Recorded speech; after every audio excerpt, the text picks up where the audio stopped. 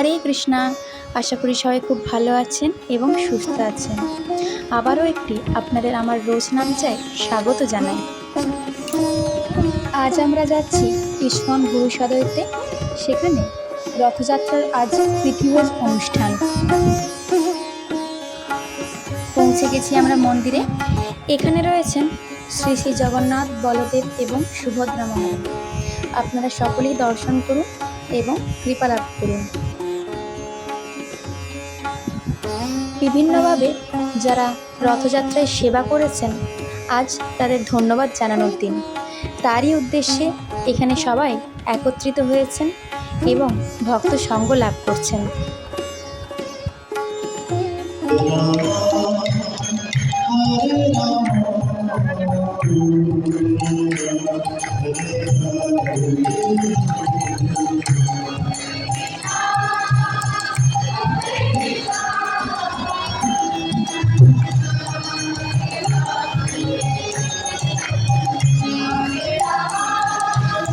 কলকাতা মন্দিরের বিভিন্ন বরিষ্ঠ ভক্তরা আমাদের কৃষ্ণ কথা শোনাচ্ছেন এবং রথযাত্রায় বিভিন্নভাবে যারা সেবা করেছেন তাদের ধন্যবাদ জানাচ্ছেন।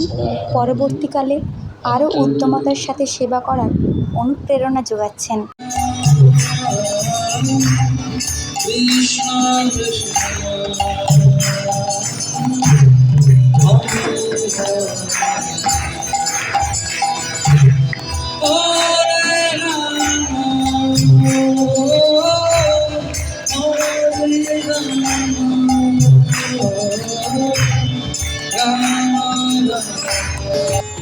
জগন্নাথ অর্থাৎ সমগ্র জগতের যিনি নাথ।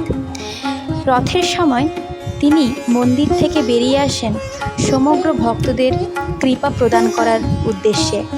সেইরূপ তার ভক্তরা অত্যধিক কৃপালু। প্রতিটি ভক্তকে ধন্যবাদ জানানোর উদ্দেশ্যে এই অনুষ্ঠানের আয়োজন করা হয়েছে, যাতে কারো মনে কোনো দুঃখ না থেকে যায়। হিজ গ্রেস অনঙ্গমোহন প্রভুর সুমধুর কণ্ঠের কীর্তন দিয়ে এই প্রোগ্রাম শেষ হবার পর ছিল অপ্রাকৃত কৃষ্ণপ্রসাদ, আর উপহার স্বরূপ ছিল পুরীর শ্রী জগন্নাথ দেবের অঙ্গবস্ত্র। বিভিন্ন ভক্তদের দর্শনে এবং তাদের কাছ থেকে আশীর্বাদ পাওয়ার পর দিনটি হয়ে উঠেছিল অত্যন্ত মনোমুগ্ধকর। আপনাদের সকলের জন্য রইল শ্রী শ্রী জগন্নাথজির কাছে প্রার্থনা, নীলাচল নিবাসায় নিত্যায় পরমাত্মনে বলভদ্র সুভদ্রাভ্যাং জগন্নাথায় তে নমঃ। কেমন লাগলো আমাকে অবশ্যই কমেন্টের মাধ্যমে জানাবেন। ভালো লাগলে অবশ্যই লাইক, শেয়ার এবং সাবস্ক্রাইব করতে ভুলবেন না। সবাই খুব ভালো থাকবেন। জয় জগন্নাথ।